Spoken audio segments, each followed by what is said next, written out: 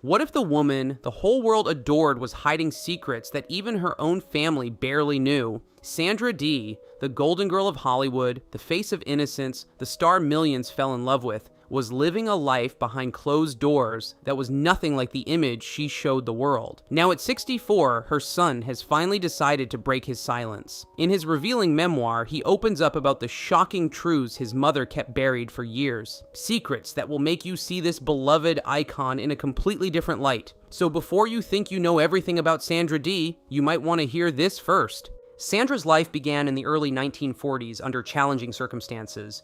Her teenage mother, Mary, had to raise her alone after Sandra's father disappeared when she was still very young. Because of this, the two formed an extremely close bond. However, over time, that closeness became unusually intense and had a strong influence on Sandra's childhood. As Sandra grew into a beautiful little girl, Mary became increasingly focused on shaping every part of her daughter's life. She often dressed Sandra in carefully chosen outfits, tiny skirts, hats, and jackets, treating her almost like a doll she could present proudly to others. Mary also struggled with being apart from her daughter. She remained deeply involved in Sandra's daily routines, sometimes continuing habits that most children grow out of at an earlier age. When Sandra became old enough for school, Mary occasionally kept her at home because she disliked being alone. At times, she would close the curtains and tell Sandra the weather was bad outside, encouraging them to stay indoors together. As a result, Sandra's early world became very small, shaped largely by her mother's need to keep her close. When Sandra was 5, Mary married Eugene Duvin, a wealthy New York real estate mogul. One might expect the marriage to shift Mary's focus away from her daughter, but it only intensified her fixation. Sandra later recalled that during their honeymoon, she slept in the bed between the newlyweds. Eugene even joked that by marrying Mary, he was also marrying Sandra. Before long, Mary began turning Sandra's beauty into opportunity. By the age of 8, Sandra had started modeling. What began as occasional work soon became serious business. By 11, she was earning nearly $8,000 a year, an astonishing amount for a child, yet the money did not bring her freedom. Instead, it tightened her mother's control. When puberty arrived, Mary's reaction became alarming. Terrified of her daughter growing up, she forced Sandra to bind her chest to hide the natural changes of adolescence. The pressure of constant modeling, combined with her mother's demands to remain childlike, soon took a devastating toll. Sandra developed a dangerous eating disorder while still in her early teens. Years later, she would admit that for nearly an entire year, she survived on little more than lettuce. Rather than recognizing the danger and seeking help, her mother simply pushed her harder. By the mid-1950s, Sandra's mother had turned her ambitions toward Hollywood. Sandra, still barely a child, was suddenly living a life far beyond her years. She rode the New York subway alone to auditions, attended a performing arts school filled with other rising talents, including Tuesday Weld, and tried her best to appear polished and grown up despite being only 11. Her big break came under heartbreaking circumstances. In 1956, her stepfather, Eugene Duvin, died suddenly from a heart attack. The loss devastated Sandra and sent the household into emotional chaos. Yet only days after his funeral, she forced herself to attend an important screen test. She arrived overwhelmed with grief, unable to stop crying. Strangely, that sorrow helped secure her future. The audition was for influential producer Ross Hunter, who saw opportunity rather than concern. To him, the tearful young girl represented the perfect image of innocence that audiences would adore. Sandra soon landed her first film role in the 1957 drama Until They Sail, appearing alongside stars like Paul Newman and Joan Fontaine. But even this moment came with deception. The studio believed she was 14, when in reality, she was only 12. Her body had not yet developed, so costume designers had her wear a rubber suit beneath her clothes to create the illusion of curves. Growing up so quickly in an adult world left Sandra confused about how a child was supposed to behave. At one point, thrilled and embarrassed by her changing body, she reportedly rushed over to the much older Newman with childish excitement, not realizing how inappropriate the moment was. The film launched Sandra's career, and soon she became America's new sweetheart. Success followed with movies like Imitation of Life, and gossip columnist Luella Parsons compared her sweet, wholesome charm to that of Shirley Temple. But behind the bright smiles on screen, her life was quietly unraveling. Sandra's struggles with food continued, and her habits grew dangerous. On Saturdays, she would binge on walnuts, then drink Epsom salts afterward in an attempt to purge. Beneath the glow of fame, the young star was already fighting battles no child should face, and soon she would make a decision that would shape the rest of her life. Sandra's career continued to rise when she landed a role in Come September alongside major stars like Rock Hudson and Gina Lollobrigida. Yet it wasn't the legendary leads who would transform her life. It was her young co-star, singer, and actor Bobby Darin. Darin was already famous for hit songs like Dream Lover and Mac the Knife. The moment he noticed Sandra, he became determined to win her over. His pursuit was intense and immediate. In fact, during one of their earliest meetings, he casually suggested they should get married. Sandra found the proposal strange and later admitted she initially thought Darin seemed manipulative, quickly rejecting him. But Darin refused to give up. At first, he tried childish teasing to get her attention, joking and provoking her like a schoolboy. When that failed, he changed tactics and began charming Sandra's mother, Mary. That strategy worked far better. Mary eventually convinced Sandra to go on a quiet carriage ride with him. During that ride, Darin dropped the playful act and spoke honestly, claiming his awkward behavior came from fear of how deeply he had fallen for her. Whether it was his sincerity or youthful emotion, something shifted in Sandra's heart. Soon, the two were openly affectionate on set, their whirlwind romance growing stronger by the day. Before filming had even finished, Sandra shocked everyone with unexpected news. She and Bobby Darin had secretly eloped. Many around them were stunned, including Rock Hudson. Yet Sandra believed she had finally found safety and stability. She later said that the morning after their wedding, she felt more secure than ever before. Sadly, she would soon discover that the man she married was far more complicated than she had imagined. After surviving a life-threatening illness as a child, Bobby Darin grew up with an intense drive to succeed. He seemed determined to conquer the entertainment world, and along the way, he developed a powerful ego that often strained his relationships. Even fellow stars noticed it. At one point, Sammy Davis Jr. jokingly remarked to him, "Let me know when you stop being a legend so we can be friends again." Unfortunately, the person who felt the weight of that ego most deeply was Darin's young wife, Sandra Dee. Not long after their wedding, Sandra realized marriage to a rising superstar was far from the romantic dream she had imagined. Darin expected her to follow him everywhere, especially to his glamorous Las Vegas performances.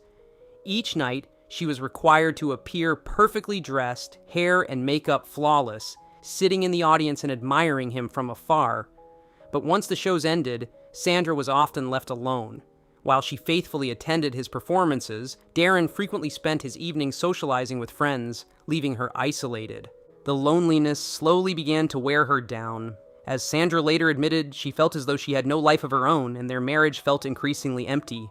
Boredom and frustration soon pushed her toward destructive habits. She began gambling heavily and drinking far too much. Sometimes she even stirred up drama just to get Darin's attention, whispering that his hairpiece looked crooked before he went on stage or creating emotional scenes that forced him to react.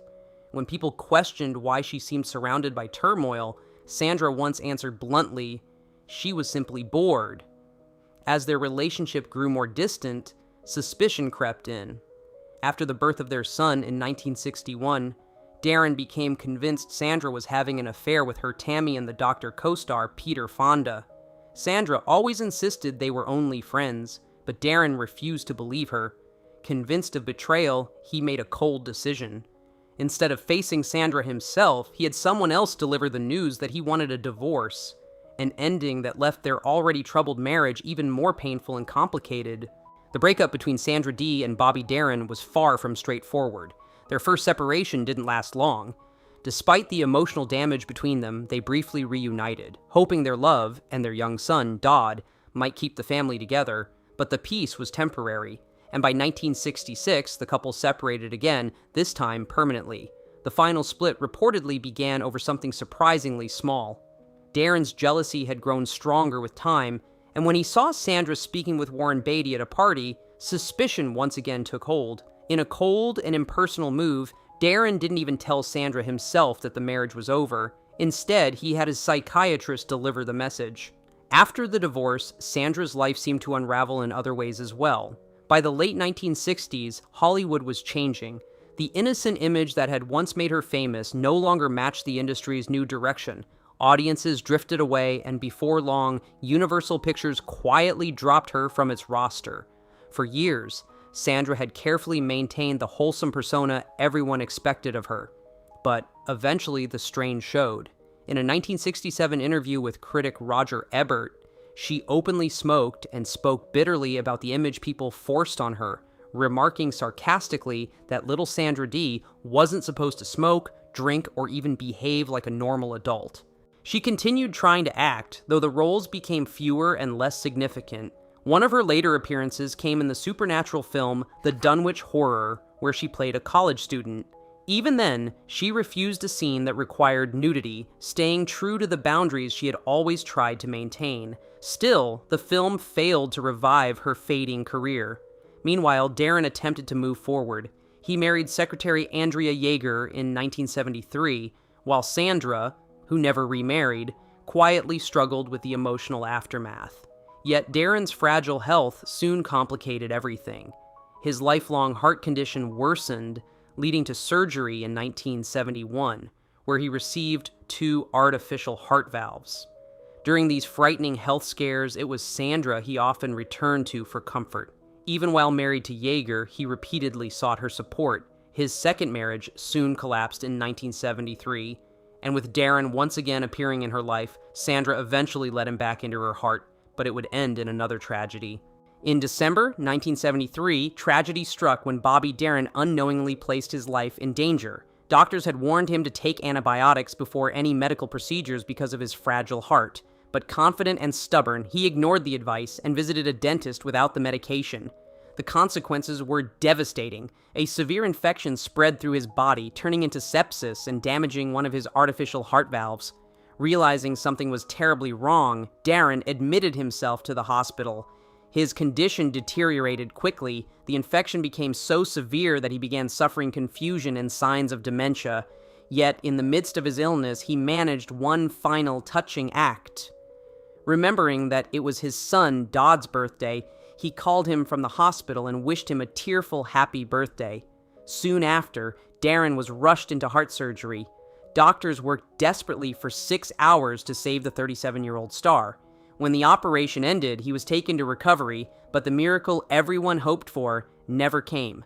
On December 19, 1973, Bobby Darin passed away without regaining consciousness. The news shattered Sandra Dee. Overwhelmed with grief, she felt completely alone that night while her son was staying at a friend's house. In a moment of panic, she called the family and insisted on bringing him home immediately.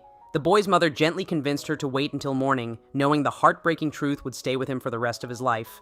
The years following the death of Bobby Darin were painfully difficult for Sandra Dee. Her son, Dodd Darin, later admitted that his mother never truly recovered from losing the man she had loved so deeply. Though she tried to stay busy with occasional television appearances and small roles, the magic of her once bright career had faded. At one point, she heartbreakingly confessed, "I feel like a has-been that never really was." By the 1980s, Sandra had quietly stepped away from acting almost entirely, but retirement wasn't the whole story. She had also withdrawn from much of the outside world. Living a secluded life, she focused mainly on raising her son while still struggling with the lingering influence of her controlling mother, Mary. Family was all she had left, yet even that fragile stability would soon be shaken. In the late 1980s, Mary became gravely ill with lung cancer.